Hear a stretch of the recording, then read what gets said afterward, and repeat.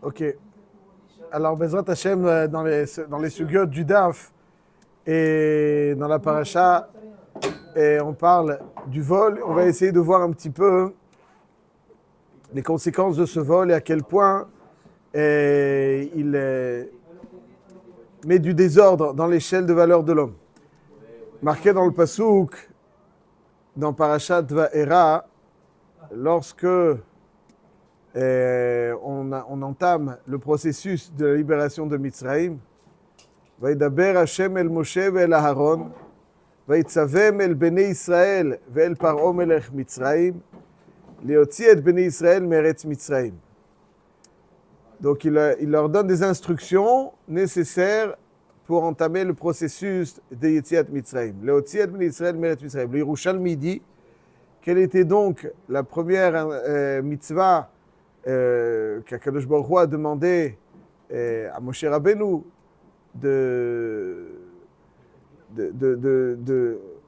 d'engager le Ham Israël. Ouais, il fallait engager le Ham Israël pour une mitzvah pour entamer le processus de libération de Mitzrayim. C'était la mitzvah de Shiluach Havadim, qui s'engage que si un jour ils ont un esclave juif, ils n'ont pas le droit d'abuser donc de leur pouvoir. Et c'est uniquement à cette condition qu'on entame le processus de Yetziat Mitzrayim. S'il n'y a pas cet engagement, on ne peut pas entamer le processus de Yetziat Mitzrayim.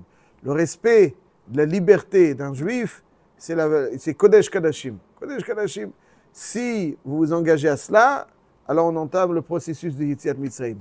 Si vous n'engagez pas à cela, le processus est bloqué.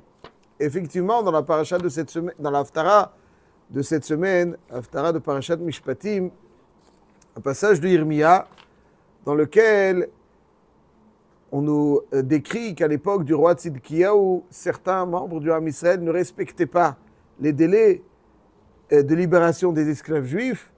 Et Yirmiya est très sévère à cet égard. Il leur dit que si ils ne respectent pas ces délais, alors ils auront malheureusement pour conséquence l'exil.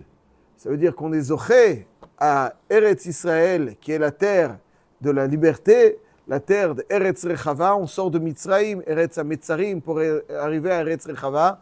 Donc il y avait tout un processus pour acquérir une vraie liberté. Il fallait sortir de Mitzrayim, dans un premier temps des Metzarim, pour recevoir la Torah. En lecha ben chorin ela mi she'osek baTorah. La Torah va nous orienter vers la vraie liberté. Il n'y a d'homme libre que celui qui étudie la Torah, qui est osek baTorah. C'est la vraie liberté. Pour ensuite arriver en Eretz Israël. Pour ensuite arriver en Eretz Israël.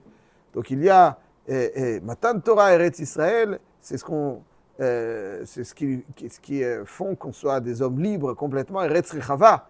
Eretz Israël est Eretz Rechava, une terre vaste, pas au sens géographique du terme, mais au sens spirituel du terme, ce qui signifie qu'il y a certains endroits qui ont une emprise sur nous, comme Eretz Mitzrayim, et qui nous empêchent de mettre en application de toutes nos aspirations les plus profondes. Eretz Israël, c'est Eretz Rechava, c'est une terre qui nous permet, vu son contexte spirituel, de mettre en application nos aspirations les plus profondes et ne pas se sentir à l'étroit, bloqué par certaines choses. Et évidemment la Torah. Donc finalement, tout cela est un processus qui va amener le Ham Israël à des valeurs de liberté dans le contexte le plus optimal pour les mettre en application. Ils n'ont pas pu, Bichlal, entamer entamer le processus. Le processus ne va être entamé que s'il y a cet engagement. Et donc c'est tout l'objectif de Yetziat Mitzrayim, Matan Torah, Ve'otzeti, ve'itzalti, ve'ga'alti, ve'lakachti, ve'eveti. Toutes les étapes décrites au début de Parashat Va'era. Ve'otzeti etchem mitachat tzivlot Mitzrayim, ve'itzalti etchem ma'avodatam. Ve'ga'alti etchem bizroa netuya, ve'lakachti etchem lileam, ve'eveti etchem el haaretz. Tout cela, c'est l'itinéraire de la liberté.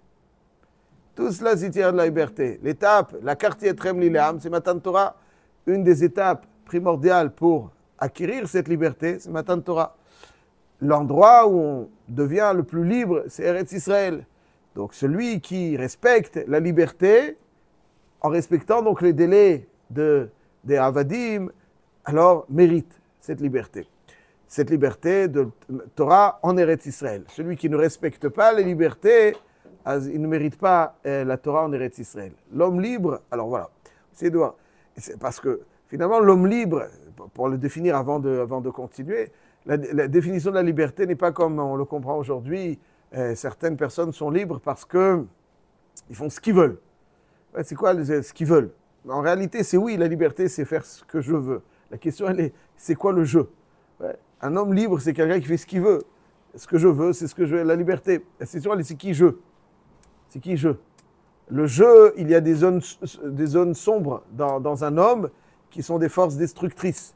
La définition du rat, c'est pas simplement mauvais. Rat, c'est des forces destructrices.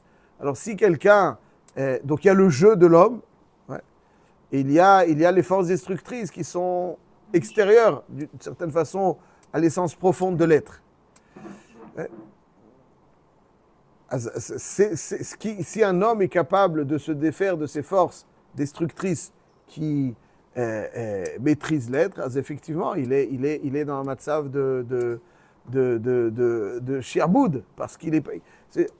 Les gens aujourd'hui croient, enfin, les gens, ouais, dehors, dans la rue, ils croient que la liberté, c'est de ne pas être soumis à quelqu'un d'autre. Et faire ce que je veux, c'est ça, être libre. C'est des ch'touillottes, c'est des ch'touillottes. L'homme doit davantage se méfier des zones sombres de sa personne que des autres. Si un homme doit se méfier, l'homme le plus dangereux pour l'homme, c'est lui-même. C'est lui-même. Donc, il est obsédé par la protection qu'il doit avoir de qui que ce soit qui aurait une emprise sur lui. C'est très bien, mais c'est très insuffisant. Les autres sont beaucoup moins dangereux. Un homme, vous avez des hommes qui luttent pour la liberté, qui sont dans des cellules et qui sont beaucoup plus libres que des hommes qui marchent et qui se déplacent là où ils le souhaitent. Être libre, c'est un homme libre, c'est un homme qui exprime et qui exerce et qui met en application ses aspirations et sa volonté la plus profonde. C'est ça un homme libre. Mais si quelqu'un fait ce qu'il veut et il utilise cette, entre guillemets, pseudo-liberté pour n'importe quoi, alors il crée des emprises sur lui. Ouais, c'est